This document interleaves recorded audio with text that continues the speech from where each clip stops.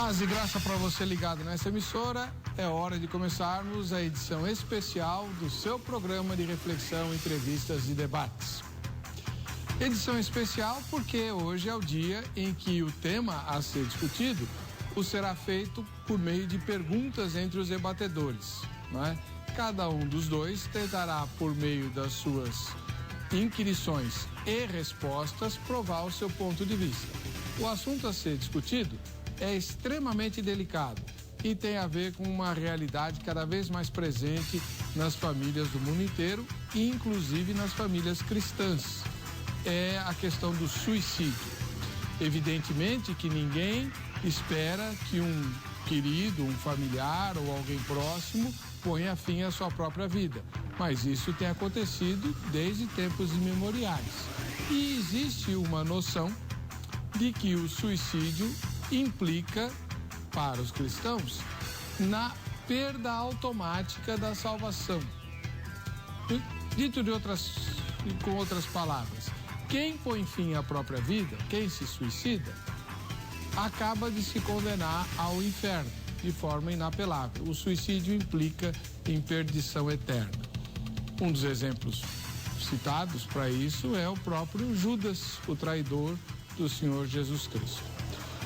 Agora, como eu disse, a realidade trágica do suicídio é cada vez mais presente no mundo contemporâneo, incluindo famílias cristãs. E os familiares de quem pôs fim à própria vida é quem sofrem, né? Com a indefinição, muitas vezes, ou com a resistência a crer que aquela pessoa que se matou está irremediavelmente no inferno. Será que as Escrituras Sagradas trazem luz a respeito de um tema tão difícil e tão delicado, tão controvertido? Será que, segundo as Escrituras, o suicida ou o suicídio implica necessariamente na perda de salvação? Nós vamos aproveitar o formato do Vejam Só especial, esse que eu descrevi com perguntas e respostas, e analisar a posição dos dois homens de Deus, dois pastores tementes à palavra, que confiam na inspiração das Escrituras Sagradas, que têm compromisso com o rebanho, né? com famílias. Vamos ouvir o que eles têm a dizer. Um vai dizer que sim, outro dirá que não. E você, ponderando todos os argumentos, terá farto material ao final do programa para formar a sua própria opinião, caso não a tenha. E se a tiver, poderá confirmá-la ou reformá-la. Está no ar o Vejam Só.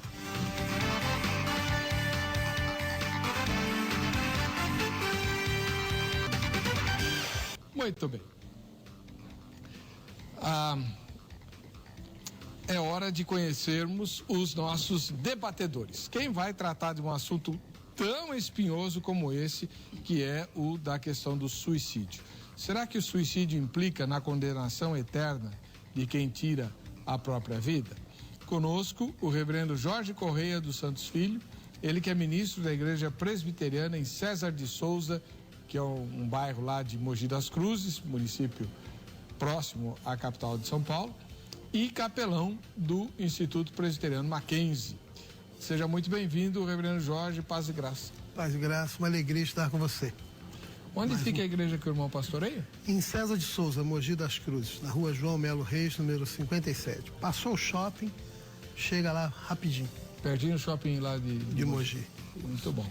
Aquele shopping é muito interessante, tive umas experiências interessantes por lá. E agora está ficando bonito, está sendo reformado, ampliado, está ficando muito bonito. Estão fazendo umas torres na frente.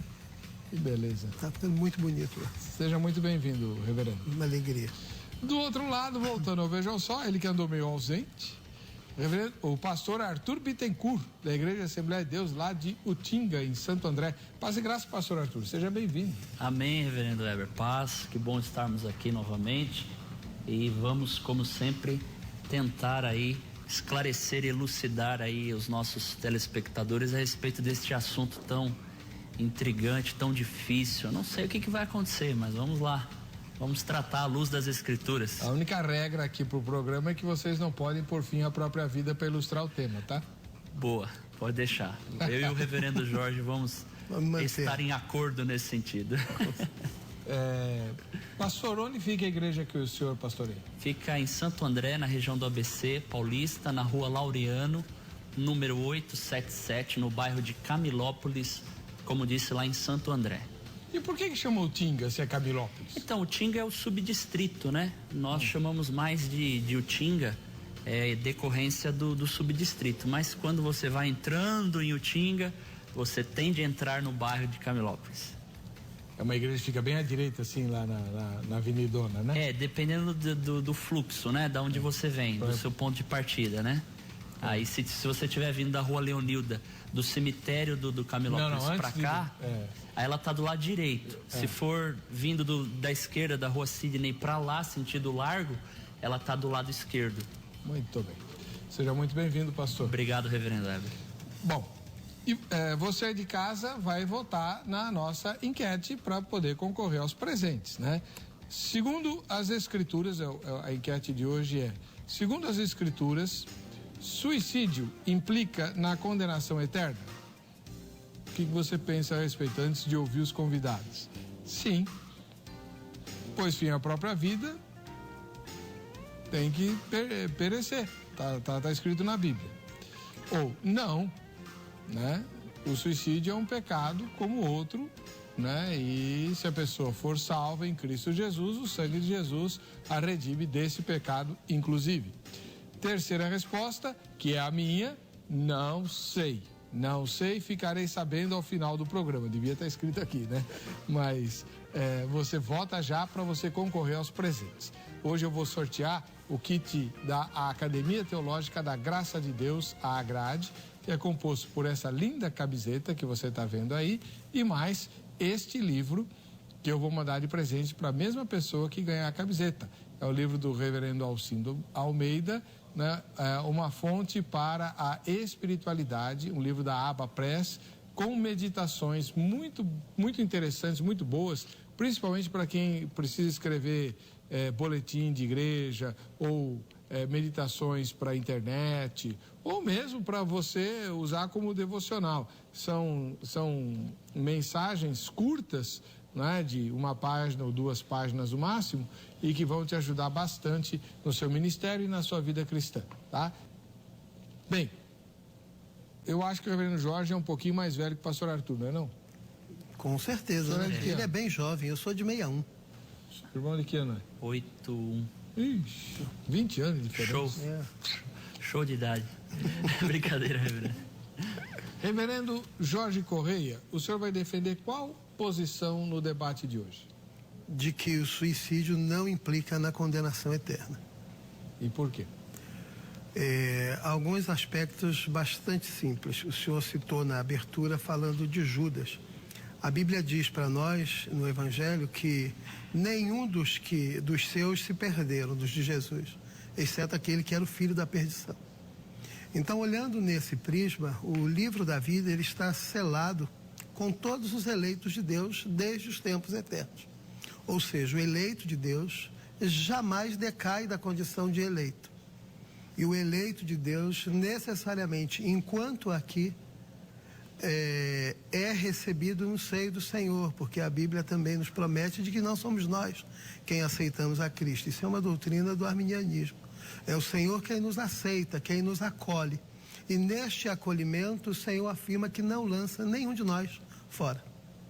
Então, este é o aspecto sobre o qual defenderei de que o suicídio não implica na perdição eterna. A sua coluna dorsal vai ser o calvinismo. Com certeza. A doutrina da eleição. Muito bem. Muito obrigado, reverendo Jorge. O pastor Arthur Bittencourt, da Igreja Assembleia de Deus, lá de Utinga, vai defender qual posição? Qual é o ponto de vista que o senhor vai defender aqui? Bom, antes de tudo, para iniciar o debate, eu gostaria de deixar bem claro uma palavra de gratidão a Deus, porque o juiz dos vivos e dos mortos é o Senhor Jesus Cristo, em relação a esse debate que nós vamos aqui tratar. Atos 10:42 e 2 de Timóteo 4, verso 1. Então, eu vou falar em regra Claro que quando a gente fala de suicídio, não há suicídio sem o consentimento. Nesse sentido, o suicídio pode se tornar um ato final de incredulidade contra Deus, e sendo um pecado grave, como aliás nós encontramos nas Escrituras a reprovação do Senhor em relação a tirar a própria vida, sendo a vida um dom maior, o dom de Deus, dado pelo próprio Senhor, sendo Deus o autor da vida, o sustentador da vida, é aquele que dá início e aquele que dará o término. A Bíblia diz em Eclesiastes 3, e lá está bem expresso, que há tempo de nascer e tempo de morrer. Não há nenhuma menção bíblica, tempo de suicidar-se. Não há prova, não há evidência bíblica de que o Senhor aprove esse tipo de ato. Então eu vejo que naqueles casos onde o suicídio foi cometido de uma maneira sem ingerência externa ou sem nenhum tipo de dificuldade dentro de uma circunstância que esteja esse suicida, eu admito, portanto, a condenação eterna. Compreendo muito bem a colocação do reverendo Jorge em relação, por exemplo, ao não decair da graça, não decair do estado de virtude ou estado de salvação, o que os teólogos chamam de graça inadmissível. Porém, nós contemplamos pelas Escrituras tal possibilidade, razão porque Paulo então alerta várias vezes a igreja sobre a apostasia, que se torna uma quebra do vínculo vital de comunhão com o único que salva, que é Jesus Cristo. Então a gente vai poder debater bastante. É claro que quando a gente entra nesse assunto, por envolver mistérios relacionados ao sofrimento inocente, em relação aos mistérios da vida, em relação sobretudo aos mistérios da morte, isso se trata de assuntos complexos, mas devem ser debatidos, e é por isso que a gente está aqui hoje. Muito bem. Como você sabe, ou se você está sintonizando, vejam só, especial pela primeira vez hoje, existem regras que tornam esse debate um pouquinho diferente daquele que a gente faz todo dia. A partir do próximo bloco, né, eles vão fazer pergunta. Um vai fazer pergunta para o outro, e quem for responder tem 3 minutos para a resposta. E quem fez a pergunta tem mais 3 minutos para comentar a resposta dada. Aí trocam-se os papéis, né? Exato. E assim até o final do programa. Então você vai ouvir inquirições mútuas, respostas, comentários. Terá ao final do programa, como eu disse na abertura, farto material para ou reafirmar o que você já pensa, ou mudar o que você pensava, e principalmente para tirar suas dúvidas a respeito de um tema tão delicado. Sobretudo, o nosso respeito, né, e a nossa oração a todos os irmãos e irmãs que tiveram o dissabor de passar por uma experiência tão dramática como a de ver um parente, alguém querido, que tenha posto fim à sua própria vida. E é difícil encontrar, nesse momento, acolhimento e consolo, justamente por conta das dúvidas muito pesadas que residem sobre um tema como esse entre os cristãos. E o objetivo do tema de hoje é oferecer conforto e informação da palavra de Deus a respeito desse assunto, tá bom?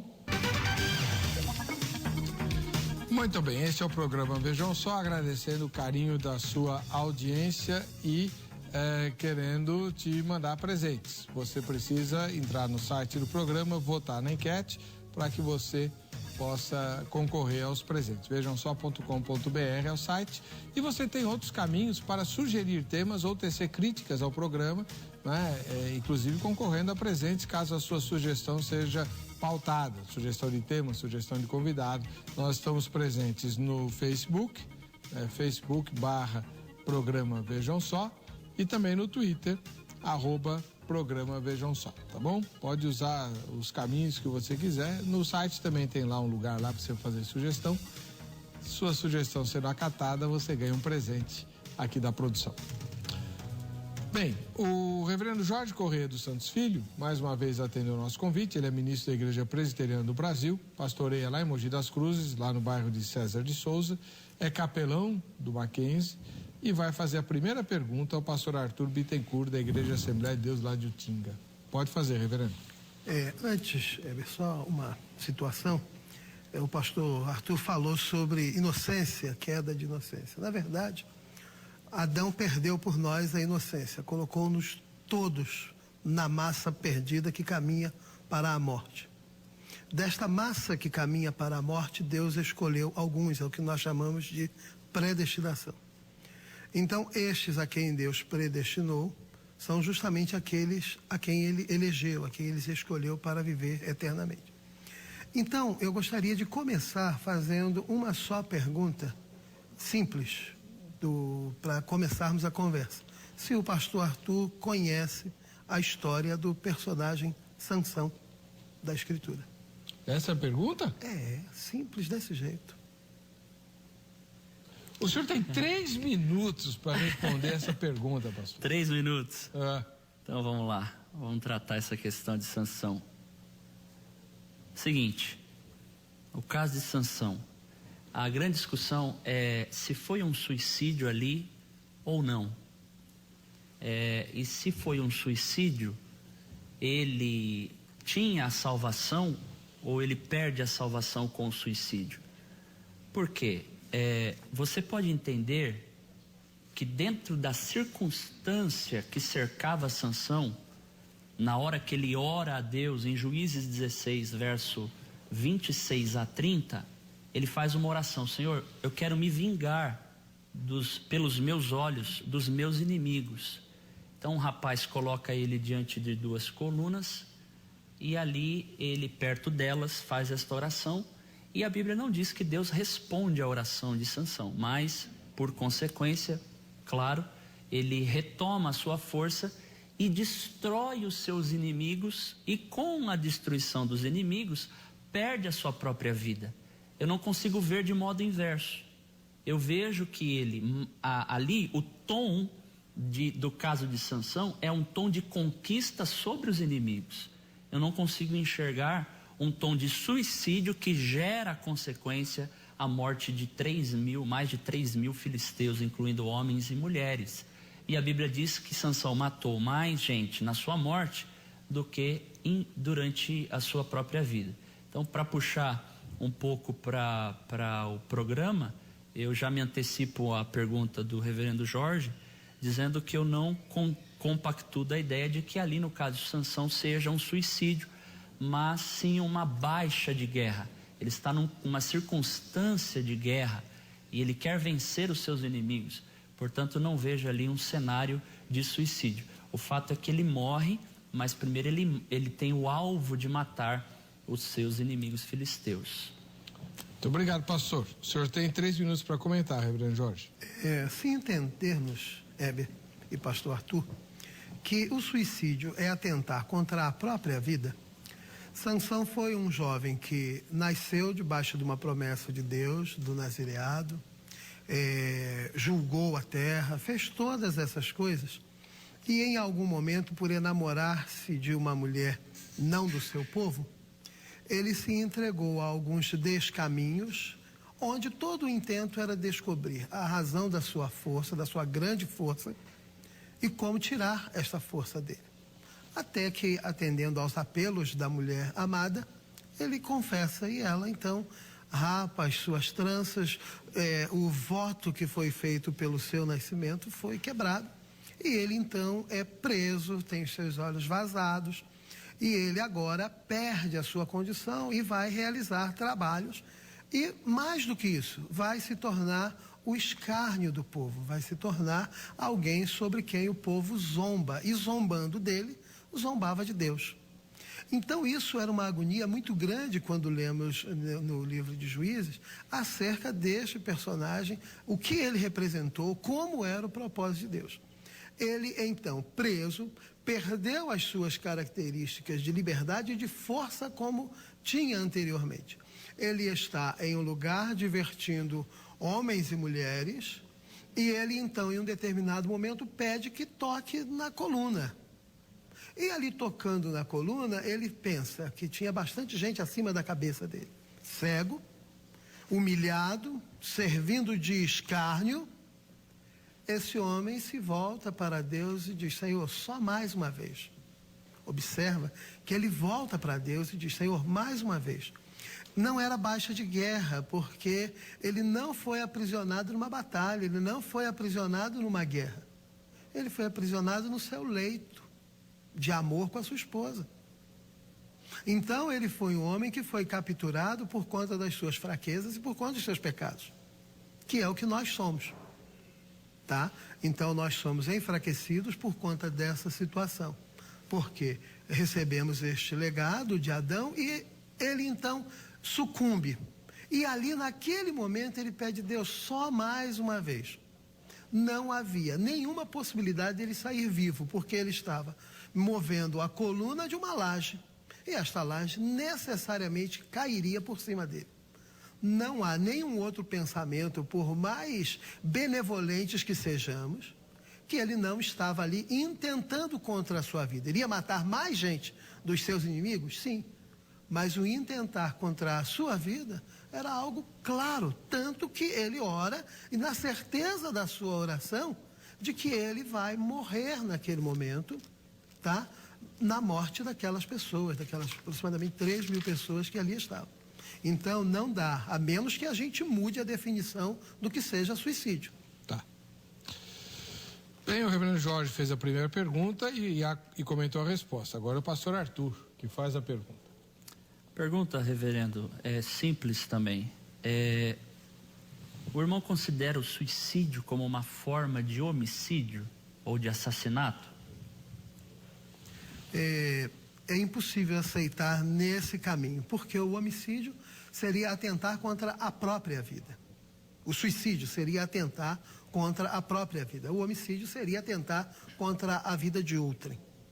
Então, nós precisamos definir essa situação. Suicídio é quando alguém atenta contra a sua própria vida, não lhe restando nenhum outro caminho a não ser a morte. Agora, Cazorla escreve bastante sobre suicídio e ele diz que o suicida, ele o faz num momento de grande desespero, de grande dor. É claro que Cazorla não tem a visão cristã, ele tem a visão apenas profissional daqueles terapeutas que assistem pessoas. Mas se nós olharmos para o lado do cristianismo, nós vamos encontrar aquelas pessoas que estão numa angústia tremenda, que tenham cometido pecados e tenham se sentido extremamente culpados por aquilo, vivendo uma angústia, uma instabilidade. Eles podem intentar contra a sua vida na expectativa de cumprir o que Cazorla diz, que é encontrar um cenário melhor do outro lado. Então, o suicídio é a expectativa do angustiado do lado de cá, é encontrar um cenário menos trágico do que o que ele vive do lado de lá. Então, não dá para tratar como igual homicídio e suicídio. Okay. Seus comentários, pastor. Meu comentário é o seguinte: a tradição cristã ela condena o suicídio. Vários pensadores da igreja, pais da igreja, condenam a prática do suicídio. Não quero acreditar que na colocação do reverendo Jorge ele esteja admitindo a possibilidade do suicídio. Nós, se não, deveríamos perguntar: o suicídio é permissível então? Ou Deus proíbe o suicídio? E onde que isso está evidenciado no texto bíblico? Então, eu sei, sou consciente disso, reverendo Jorge, que o nosso debate hoje ele gira mais em torno de teologia sistemática do que de teologia bíblica. Porque até por uma inferência, na pergunta que fiz ao amado, entendo que sim, o suicídio é uma forma de homicídio. Porque quando a Bíblia diz em Êxodo 20, verso 13, não matarás, os estudiosos dão uma interpretação mais ampla. Não só tirar a vida de outrem, mas tirar a própria vida. E quando o suicídio acontece, em primeiro lugar, ele ofende o Criador. Em segundo lugar, ofende o maior dom, que é a vida, que é um bem inviolável, é um bem indisponível, não se pode dispor. E quando isso acontece, ele também no suicídio acaba afrontando e pecando contra o próximo, contra os familiares e contra a sociedade. Então, pecando contra o Criador, no suicídio se peca também contra si mesmo e peca também contra outrem. Então, eu vejo, com base no texto de Êxodo 20, 13, com base em Apocalipse 21, verso 8 e 22, verso 15, que o suicídio é um desdobramento de um assassinato, de um homicídio. Isso pelo menos alguns estudiosos também admitem, e eu admito. Claro que o bem maior que se busca preservar e proteger é a vida. John Stott fala da sacralidade da vida, do respeito pela vida. Então, não vejo, querido irmão, que não haja previsão bíblica. Pelo contrário, eu acredito que há previsão bíblica para a prática do suicídio sendo desaprovada por Deus. Aliás, todos os suicídios, reverendo Weber e reverendo Jorge, todos os suicídios mencionados na Bíblia sempre têm um tom negativo. Não há nenhum tom positivo. Então, não consigo imaginar em outro texto, a não ser nesses que li, a possibilidade, ou melhor, a proibição divina para não prática do suicídio. Então, se Deus proíbe, por que é que ele aceitaria que alguém, como suicida, chegasse à salvação? Como? Tenho dificuldade de aceitar. Se torna um pecado grave, se torna um pecado que ofende a santidade de Deus. E a pergunta, então, que nós poderíamos fazer, ou que fariam para nós então, o pecado do suicídio, ele é um pecado imperdoável? Vamos deixar aí para a próxima questão que já... Você está jogando para o lado dele, irmão. Então, eu quero ver. Bom, ambos fizeram a primeira pergunta, ambos comentaram. Agora vamos para a segunda rodada. O reverendo Jorge tem a palavra para a sua segunda pergunta. Reverendo Weber, pastor Arthur, nós, longe de qualquer pensamento ou na maior fraqueza que algum teólogo possa ter, nós não incentivaríamos e nem diríamos que os crentes deveriam buscar o suicídio. Mas ele é uma realidade que nós temos observado e temos visto a história relatar para nós de algumas pessoas que tinham uma vida e de repente experimentaram o suicídio. Eu mesmo fui pastor de algumas pessoas que sofriam e algumas delas intentaram e outras conseguiram suicidar-se. Eu não sou alguém que vou dizer que o suicídio é algo aceitável que nós vamos estimular. Pelo contrário, o suicídio é algo que nós vamos combater, porque João 10 diz que Jesus veio para que tenhamos vida e a tenhamos em abundância. Mas agora voltando em Sansão, porque é um personagem que eu quero que a gente pense um pouco nele. Deus fez uma escolha sobre este homem, determinou a ele nos seus decretos, nos seus planos, nos seus projetos e permitiu que esse homem experimentasse o aprisionamento, como muitas vezes nós experimentamos. Se nós olharmos a história de Oséias, que Deus manda que ele se case com uma prostituta, se nós olharmos a história da Escritura, quantas vezes o povo de Deus caiu cativo em mão de ímpios, quantos reis ímpios Deus usou para disciplinar a Israel. Então, essa é o fulcro, o foco da pergunta que eu vou fazer. Deus revogou a escolha e o voto que fez quando permitiu o nascimento de Sansão, que era uma mãe estéril, e Deus fez tudo isso e permitiu que naquele momento ele humilhasse os filisteus, o inimigo do povo de Deus, com a sua própria morte, onde ele buscou a sua morte, fazendo aquilo. Deus revogou a sua escolha? Ok.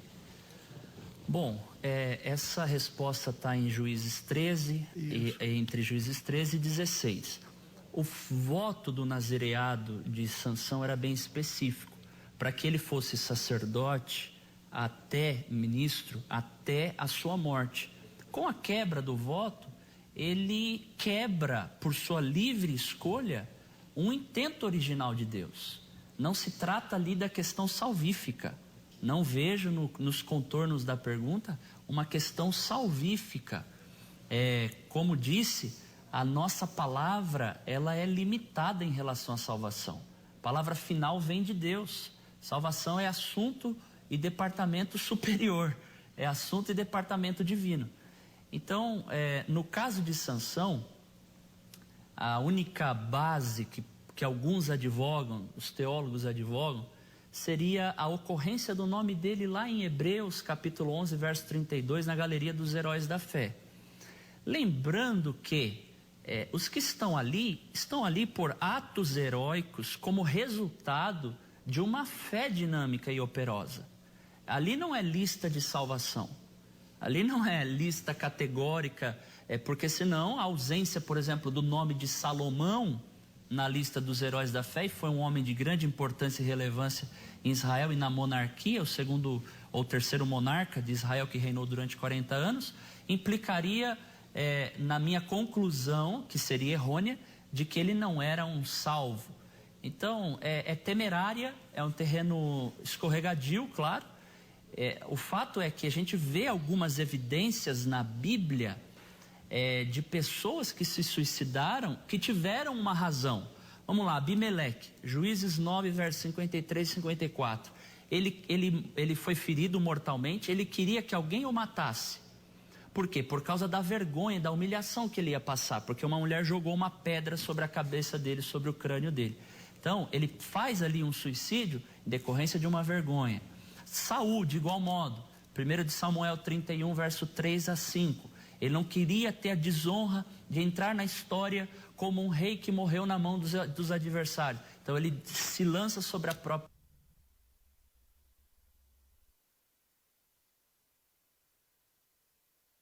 espada. O caso de Judas, por culpa, por remorso, Mateus 27, verso 3 a 5. Então eu não vejo outras causas na Bíblia para suicídio, a não ser estas que mencionei, exemplos práticos das personagens bíblicas. Então, vergonha, culpa, humilhação, poderia citar o caso de Aitofel, em 2 de Samuel, capítulo 17, verso 23, mesma coisa, por vergonha, foi lá e se enforcou. Que mais? Outro caso. No caso de Amã não foi porque ele foi condenado mesmo.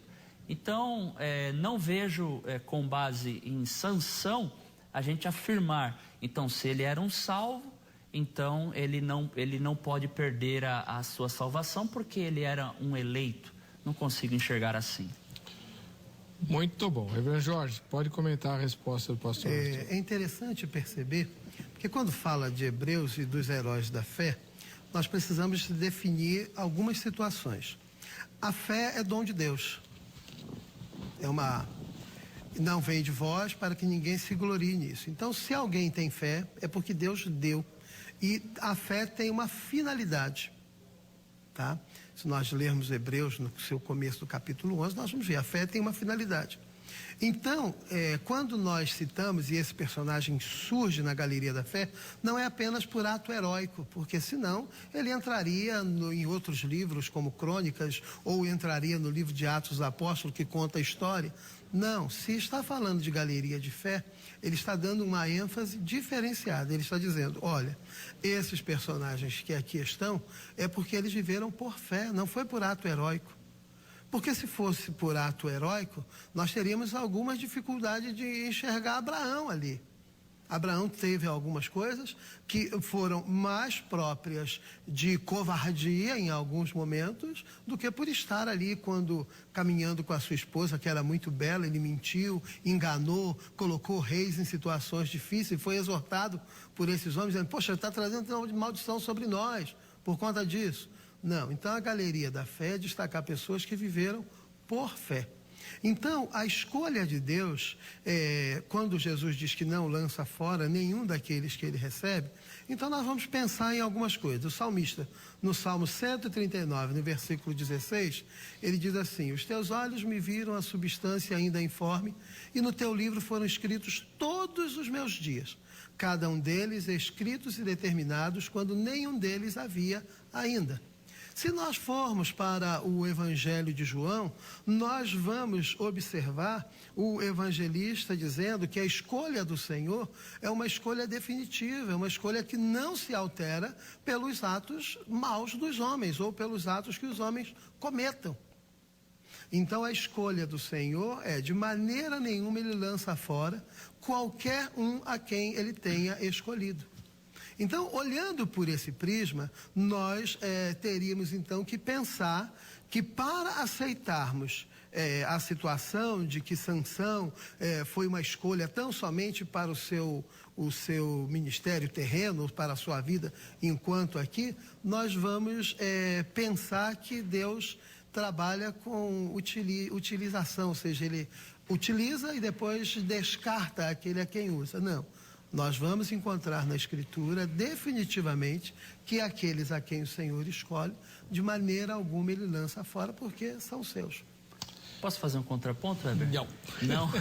Não tem tréplica. Tá bom. Mas você vai fazer a pergunta. Tá bom, perfeito. É a tua vez. Perfeito. Sua segunda pergunta. Ok, agora? Vamos lá, então. É agora. Eu vejo que a resposta do irmão está sempre baseada na doutrina da eleição. Se os eleitos, então, consequentemente, chegarão de maneira garantida à salvação e à eternidade, sem nenhum tipo de intercorrência que implique na perda da salvação, quando se trata do assunto de suicídio, e se Deus, ele é minucioso, como nós acreditamos que ele é soberano, que ele tem conhecimento, a onibenevolência dele, a onissapiência, sua onipresença, onisciência, nós sabemos disso. Mas isso implica que Deus faz com que todas as ações dos homens fossem ou são geradas por ele. Não significaria, se isso for verdade, não significaria dizer que Deus então chega a ser a consequência natural e óbvia, é que Deus se torna então o autor do pecado e o autor do mal? Ele preordenaria o pecado? No caso, por exemplo, de um suicida? E no caso de um holocausto, de um genocídio, Deus está ali por trás? Então, se eu entendi bem a colocação do irmão, os que não são eleitos são direcionados por Deus para que ajam de forma contrária ao que ele mesmo estabelece na Bíblia, chamando de pecado. Essa pergunta que eu faço ao irmão. E o irmão quer que ele responda isso em 3 minutos? Fique à vontade. Bom, vamos crer no milagre agora. Nós tentamos, né? Em João 3,18, para facilitar e começar já com a resposta, diz assim, que Jesus não veio para condenar o mundo, ele veio para salvar, porque o mundo já está condenado, tá?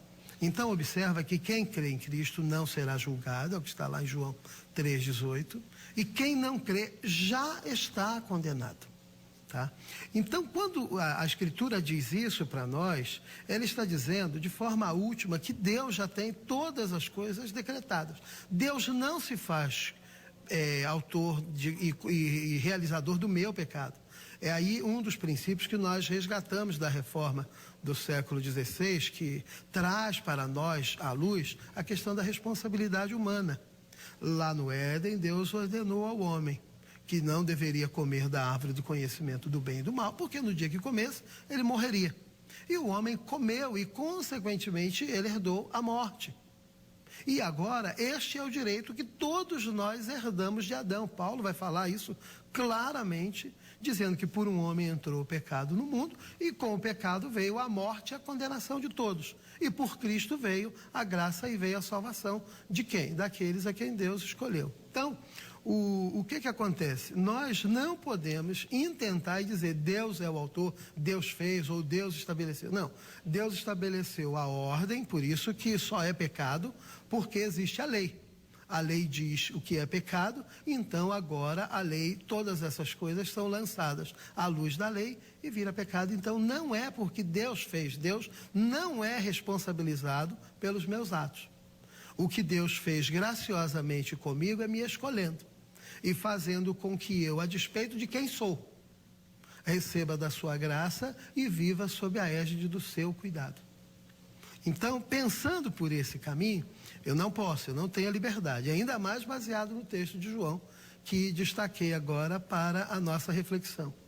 Aí, para pensarmos e lhe dar até mais argumento para a sua para o seu comentário, nós vamos encontrar alguns personagens muito interessantes na Bíblia que vão trazer alguma luz para a gente, para que nós pensemos nessa situação de personagens que pediram a sua própria morte.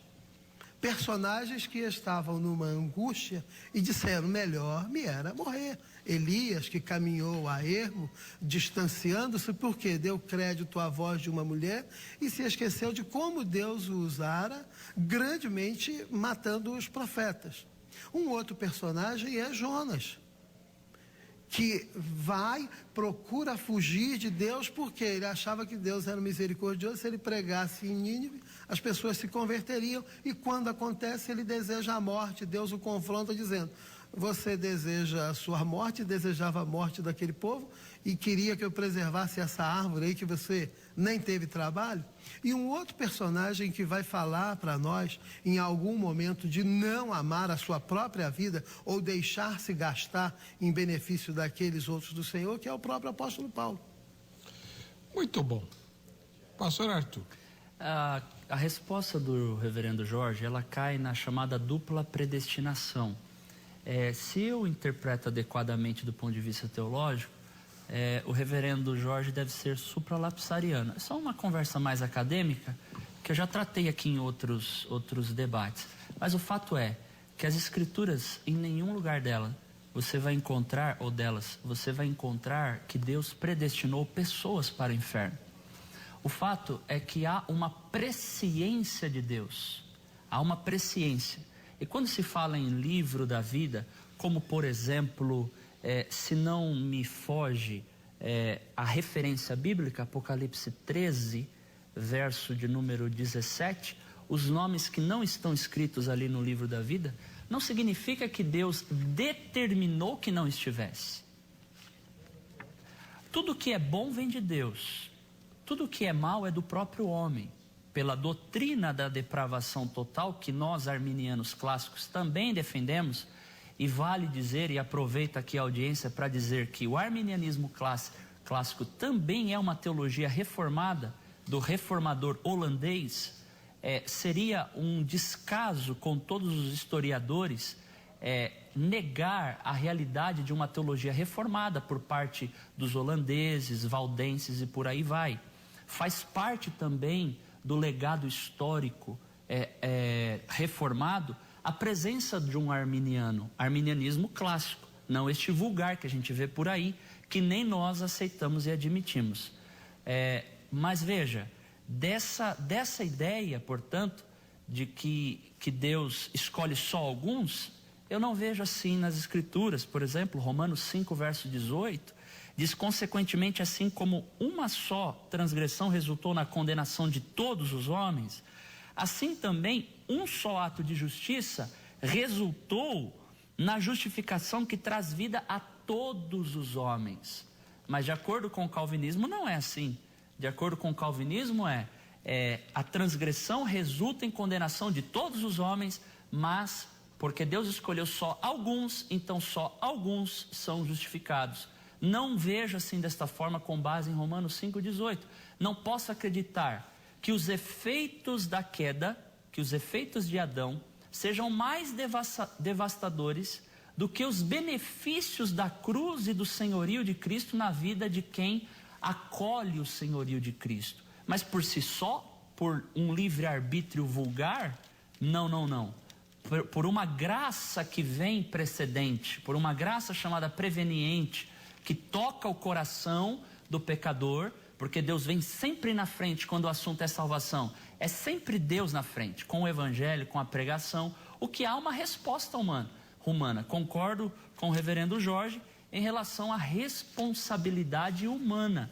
Daí porque o homem deve responder ao toque da graça. E aí entram outras questões que o reverendo Jorge sabe muito bem, que a gente não tem tempo aqui para tratá-las. Tá bom. Nós vamos para o último bloco, já, logo depois do intervalo, não sai daí. Muito bem, estamos de volta com o programa Vejam Só, edição especial, hoje discutindo se o suicídio implica na condenação eterna de quem tira a própria vida. Quem está conosco é o reverendo Jorge Corrêa dos Santos Filho, ministro da Igreja Presbiteriana do Brasil, capelão do Mackenzie e pastor da igreja lá em César de Souza, no município de Mogi das Cruzes. E o pastor Arthur Bittencourt, ministro da Igreja Assembleia de Deus, Tchutinga. Lá é ministério... Madureira. Né? Bom, ambos já fizeram 2 perguntas, cada um, que foram devidamente comentadas, então o reverendo Jorge terá agora a oportunidade de fazer a sua terceira pergunta, provavelmente a última do programa, que o senhor vai fazer. É sério, o tempo está acabando. Vamos aproveitar, estender o tempo, o assunto requer. O pastor Arthur, ele falou que eu creio em dupla predestinação. Não, eu não creio em dupla predestinação. Eu creio numa só predestinação, que está lá na carta que Paulo escreve em Éfeso, que Deus nos predestinou em Cristo. O homem é condenado pelo pecado de Adão, ou seja, todo o gênero humano é caído, é absurda e absolutamente depravado na queda de Adão, e todos nós recebemos essa herança. Então Deus não predestinou o homem para o inferno. Quem levou o homem para o inferno e para a morte foi o pecado que o nosso pai Adão nos legou. E é isso que Paulo fala muito claramente em Romanos, tá? Em Cristo, aqueles a quem Deus escolheu, a quem Deus predestinou, Deus então chama e Deus habilita para o seu serviço. A predestinação de Deus é para a salvação. Não há predestinação de Deus para o inferno. Ao contrário, houve a exortação de Deus a Adão de que não comesse do fruto da árvore do conhecimento do bem e do mal, porque isso implicaria em morte. Então observa que não há dupla predestinação, só há uma predestinação. É a predestinação para a vida. E os predestinados para a vida, estes vão gozar a vida que o Senhor dá em todo o tempo. Não há absolutamente nenhuma possibilidade de alguém cair dessa situação, dessa eleição. Já que o Weber me premiu dizendo que é a minha última pergunta, eu vou ter que caminhar no sentido de pensar da seguinte forma. A Bíblia diz que só há o pecado que Deus não perdoa, que é a blasfêmia contra o Espírito Santo. Então, na sua defesa, nas suas alegações, o senhor está dizendo que o pecado, ele tem esta conotação? Sim? Ok. Vamos responder, né, reverendo? 3 minutinhos também, agora. É isso aí. Veja bem, existe uma diferença entre o desejo de morrer e o desejo de suicidar-se. Por que eu estou falando isso? Quando o irmão citou os casos de Moisés em Números 11, em Jonas 4, poderíamos citar o próprio Elias, poderíamos citar Jeremias, poderíamos citar Jó. Ali eles têm um desejo momentâneo em relação à morte. Mas um chega a dizer, mata-me, Senhor. Não era um desejo suicida, é diferente. Então o desejo de morrer é diferente de um suicídio. Por quê? Se você vai para Romanos 8, versículo 35 a seguir, lá tem uma lista de coisas que dizem que nem elas nos apartam, nos separam do amor de Deus que está em Cristo Jesus. E lá está escrito o quê? Nem a morte, nem a vida. Ali não é morte no sentido de suicídio, porque se suicídio for entendido como morte, então o suicídio é uma transição da vida, ou melhor, desta vida, passando pela morte e entrando na eternidade. Não vejo assim. Quando a Bíblia diz, por exemplo, em Apocalipse 2, verso 10, se não me falha a memória, ser fiel até a morte dar-te-ei a coroa da vida, não é ser fiel até você ser martirizado. Inclui também, mas a ideia não é, vou retificar, a ideia não é ser fiel até você morrer, inclui também, mas o contexto ali é de perseguição. Ser fiel até a morte é se você tiver que morrer, você não vai perder a sua salvação, porque a salvação, ela não se perde com a morte. Mas quando o assunto é pecado, aí é complicado. E aí, querendo os calvinistas ou não, eles são forçados, quando falam de uma só eleição ou de uma só predestinação, a caírem na dupla predestinação. Por quê? Porque Deus não escolheu salvar todos da massa perdida? Então o cabeça federal chamado Adão foi mais intenso nos seus efeitos do que o cabeça federal da nova raça, por assim dizer, da nova humanidade, que é Jesus Cristo. Reitero o argumento de Romanos 5, verso 18. Não concordo com essa ideia. Veja, nós não pregamos os arminianos clássicos não pregam qualquer graça banal. Não concordo com J.I. Packer quando ele diz que o Deus dos arminianos é um salvador em potencial e o Deus dos calvinistas é um salvador real. Não é verdade. O que existe é muito tumulto na academia, mas sugiro a leitura de nomes que estão entrando, graças a Deus, no mercado brasileiro agora, como por exemplo o Dr. Roger Olson, que a editora Reflexão lança livros agora, Teologia Arminiana, que resgata a verdadeira ideia da teologia arminiana. Jerry Walls, que vai vir ao Brasil, com programação desses dois autores virem para o Brasil. Então, desperta a gente para um debate mais sério e não vulgar. E é claro que, em se tratando de calvinistas, eles são bem educados, elegantes, e é assim que a gente espera num debate de alto nível, no debate de ideias, como o reverendo Jorge e todos os irmãos calvinistas que estão aqui fazem. Mas é bom dizer que quando o assunto cai naquela polarização arminianismo e calvinismo, não imagine, querido, nem você, querido irmão calvinista, que os arminianos são cristãos de segunda classe ou cristãos de segunda categoria. Não faça isso. Nós temos irmãos sérios, metodistas, hoje um vasto número de irmãos assembleianos estudando a palavra com a mesma seriedade. E é claro, a literatura toda, no modo geral, ela é calvinista. Desculpe enfatizar essa bandeira, mas eu quero agradecer, reverendo Heber. Eu vou dar 30 segundos a mais, né, para o reverendo Jorge fazer os comentários dele, porque o senhor estourou também. É 30 verdade. 30 segundos. Perfeito. Pode fazer, reverendo. Aceito com bom grado. É interessante a defesa do pastor Arthur da literatura do arminianismo.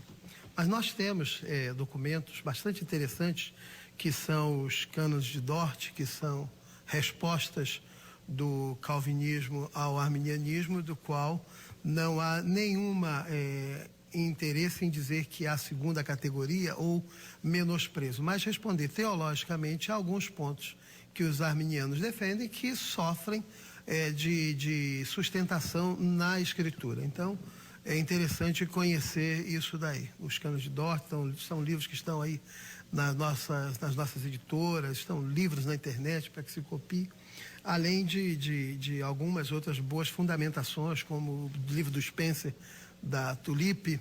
Então, são livros que poderiam auxiliar também a leitura.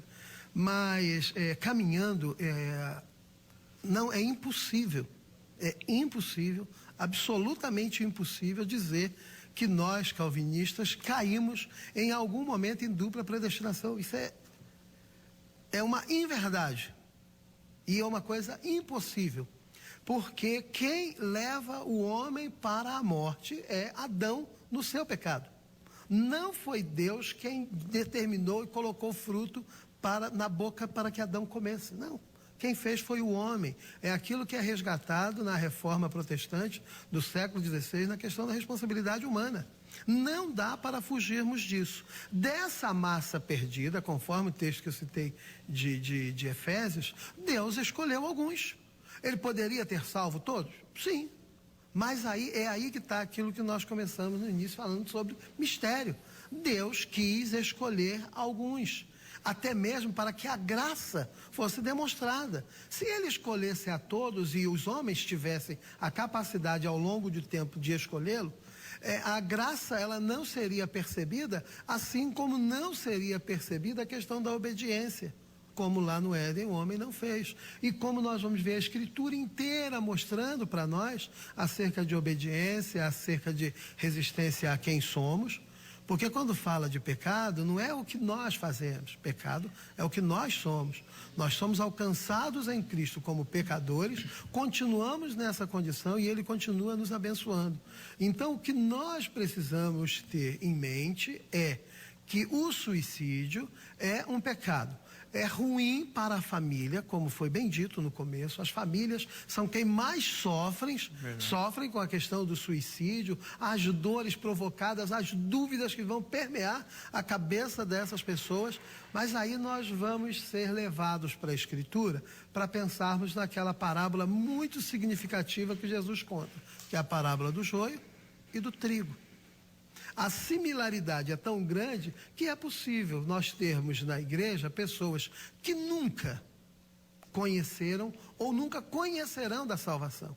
Mas elas estão lá. Então nós podemos dizer disso, não, mas o eleito, verdadeiramente eleito, ainda que se suicide, ele receberá de Deus a promessa e será chamado no derradeiro dia de vinde bendito do meu Pai.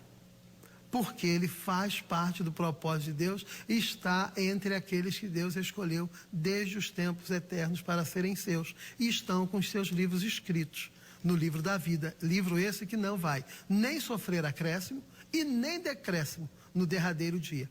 Todos os que ali estão serão chamados pelo Senhor e receberão a bendita promessa de morarem para sempre com Deus. Amém. Pastor Arthur Bittencourt, sua última pergunta. Ok.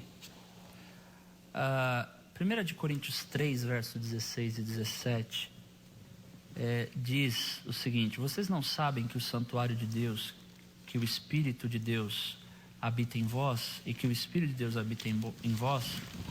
Se alguém destruir o santuário de Deus, Deus o destruirá, pois o santuário de Deus, que são vocês, é sagrado.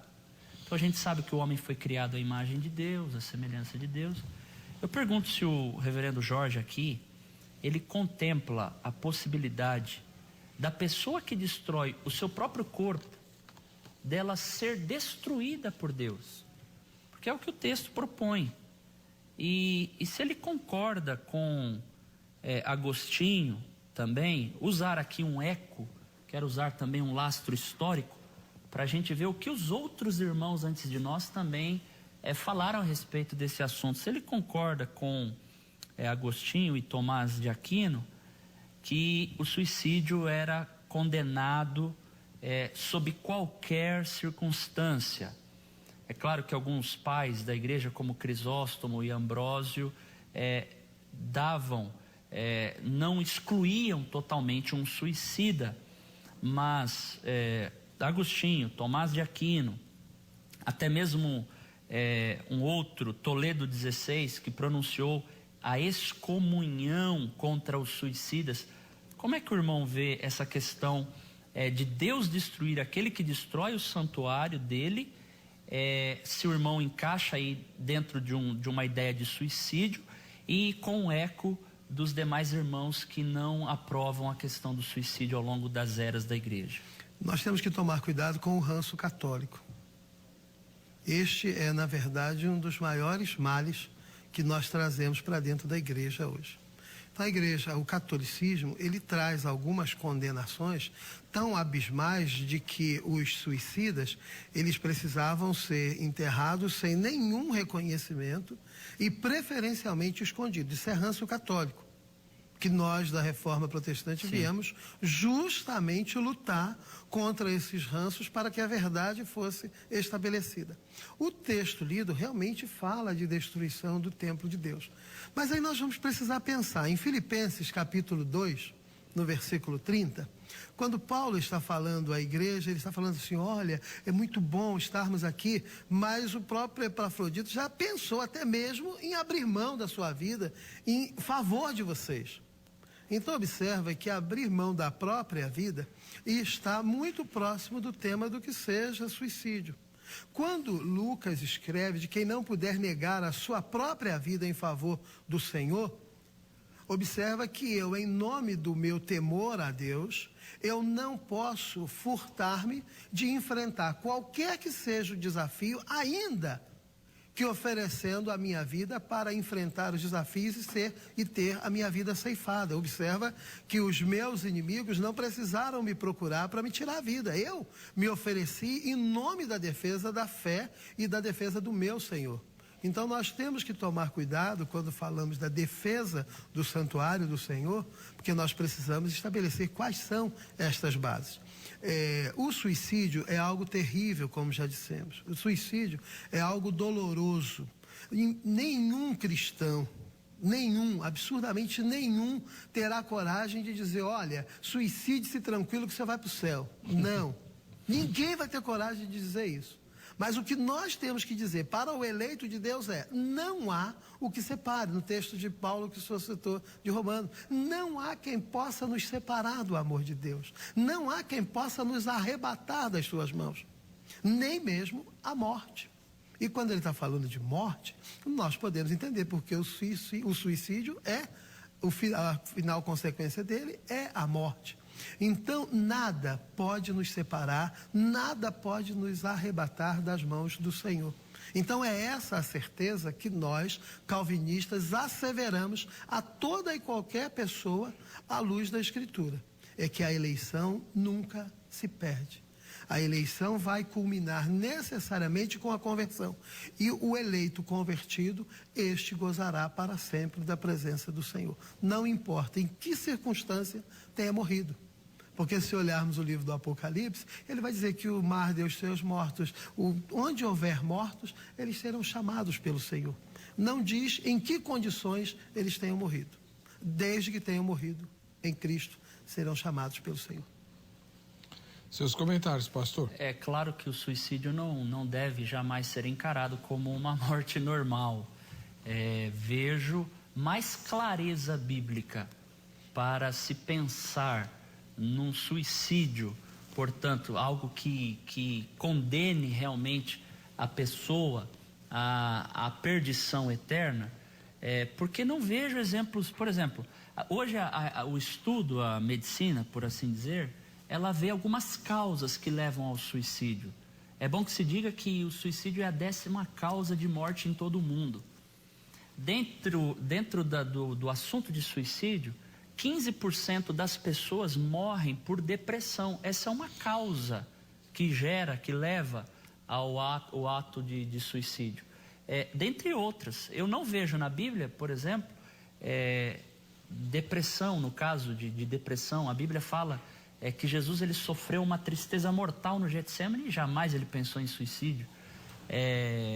Mesmo porque depressão, seja ela emocional ou patológica, nós entendemos como um processo. A gente não entende como simplesmente a tristeza ou a angústia mortal. Então, eu acho complicado pela Escritura você falar de uma possível salvação para alguém que comete um pecado, e não quero desmerecer a expiação de Cristo com isso, não quero. Eu só quero deixar claro que a pessoa que comete esse tipo de atitude, ela está infringindo o mandamento bíblico. E não cabe a gente, claro, por exemplo, eu poderia citar aqui um calvinista, eu vinha no caminho citando, William Cowper, um escritor, um compositor, ele sofria depressões profundas. Um amigo dele, se não me engano, John Newton, tinha que ir lá ministrá-lo, aconselhá-lo, e ele pensou, ou pelo menos tentou 2 ou 3 vezes o suicídio. Eu não quero falar da circunstância que leva, mas eu não vejo na Bíblia causas como, por exemplo, transtorno bipolar, esquizofrenia, tantos termos que hoje a medicina trata como causa de suicídio, que a Bíblia nesse aspecto ela não contempla, mas não significa que ela não tenha uma palavra em relação ao suicídio. Ela é veementemente contra, ela proíbe, e Deus encara como um pecado. O que cabe a nós é eliminarmos as tendências suicidas das pessoas, apontando para elas o caminho do servilismo, da lei do amor. Quando você se presta a servir as outras pessoas, estas tendências suicidas, elas se esvaem, elas fogem, elas vão embora do seu coração, porque você está servindo outras pessoas. Você sai do centro, porque o suicídio que é um ato egoísta, é uma autodestruição, e os sociólogos chamam até de um autorrecolhimento, quando se tenta fugir de um dilema ou de um drama existencial. Muito bem, nosso tempo está acabando. Eu tenho vou fazer uma pergunta para cada um, mas vocês só têm 1 minuto para responder. É uma pergunta bem simples, né? Reverendo Jorge Correia, a pessoa pode querer a salvação sem ser uma eleita? Quem não está na lista dos eleitos de Deus, que só ele conhece, pode querer ser salvo e chega no último dia, está frustrado porque não estava na lista? Sim, por isso Jesus conta a parábola do joio e do trigo. A igreja, ela tem que viver de tal forma, tanto é que se ler nos Atos dos Apóstolos, nós vamos ver que a igreja crescia e contava com a simpatia de todo o povo. A igreja vivendo no propósito de santidade, ela vai atrair as pessoas à sua admiração. Não o desejar a expiação de Cristo, mas é algo que vai seduzir os olhos das pessoas. Então elas vão querer estar próximo da igreja. É só você observar, Hebe. Eu até comento às vezes na igreja que o mundo que nos odeia, conforme está escrito lá na oração sacerdotal de Jesus, é o mesmo mundo que chega para você: olha, pede na sua igreja para orarem por mim, intercede, eu estou com um irmão doente. Então, as pessoas gostam desse contato. Tanto é que eu vim lutando com isso há algum tempo, de as pessoas dizerem: eu sou um amigo do Evangelho. Não existe amigo do Evangelho. Ou você é servo do Senhor, ou você é inimigo do Senhor. Então essa é a situação, mas as pessoas desejam, porque a igreja é verdadeiramente uma expressão de anunciar, de transformar vidas, de oferecer graciosamente. Isso nós fazemos a todos, pregamos o Evangelho para que todos ouçam. O nosso desejo é que todos os nossos amigos se sentissem agradados de ouvir o Evangelho, mesmo que eles nunca cheguem à salvação. Pastor Arthur Bittencourt, o senhor insistiu no fato de que o suicídio é um pecado, e ele é mesmo, certo? Mas roubar, mentir, adulterar e matar também são pecados.